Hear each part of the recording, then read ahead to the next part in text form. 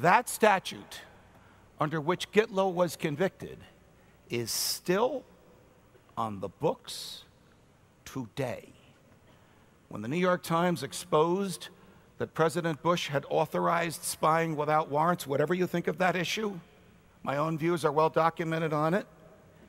The Bush administration threatened to prosecute the editors of the New York Times under this same Espionage Act. Why does the government assume that it has the power to interfere with liberties it has sworn to uphold, if the whole purpose of the American experiment is to demonstrate that we can pursue life, liberty, and happiness better on our own than by the central planning of the government? Why does it seem that the government is always resisting us on this? Why does it seem the government is always trying to tell us how to live, trying to make these decisions for us? All right, there's a knock on your door.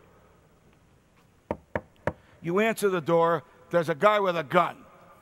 The guy says to you, "Give me your money. I want to give it away in your name." All right, what are you going to do? You call the police on this crackpot. It turns out he is the police.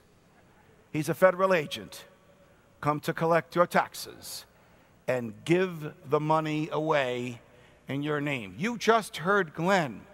Charity comes from the heart. The very root of the word for charity is the Latin word caritas, which means heart.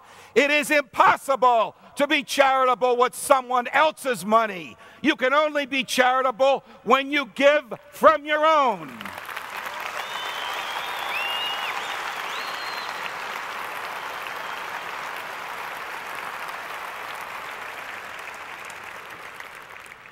There are three ways to acquire wealth in this country. The first is by inheritance. Somebody leaves you a fortune. God bless you. Be generous with that fortune. That's the inheritance model.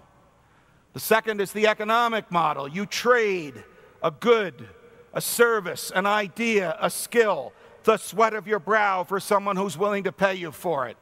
This is what almost all of us use, and when the government doesn't interfere, we prosper with it. The third is the extortion model. Your money or your life. Which model does the government use? When I say on air, and I'll say it right here, taxation is theft. My friend John Stossel says to me,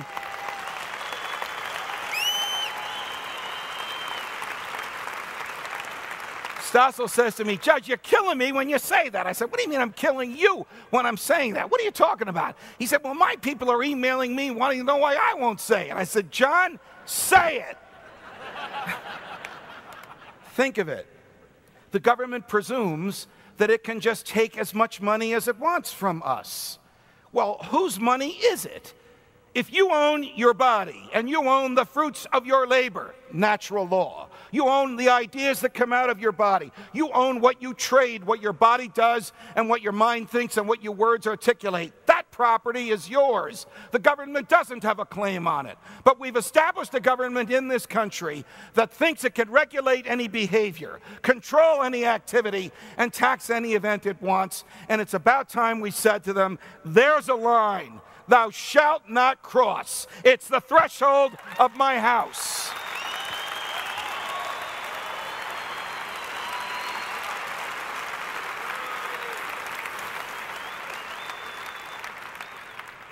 One day I was interviewing Congressman Jim Clyburn, who's the #3 ranking Democrat in the House, over health care. I got the health care debate, seems like it was 100 years ago. It was only a few months ago.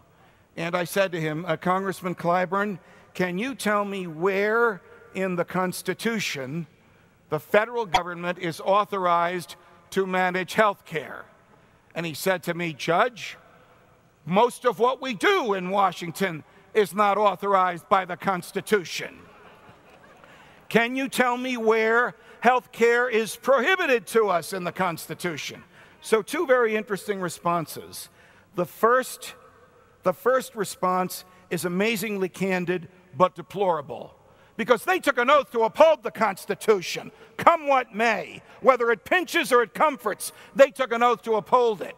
And for him to acknowledge that most of what they do is not authorized by the Constitution is a rejection of that oath.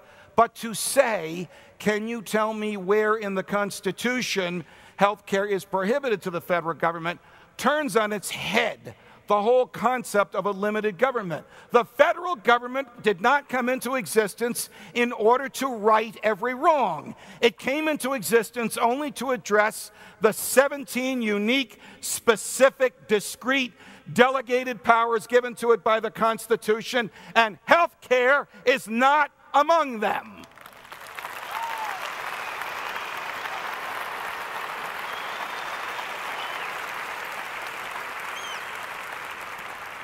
I mean, think about what the federal government runs. The post office is broke. Amtrak is broke. Social Security is broke. Medicare is broke. Medicaid is broke. When the Mustang Ranch was taken over by the feds for failure to pay their taxes, they ran it into the ground. The federal government cannot provide booze and hookers to truckers in the desert, and they want to run health care.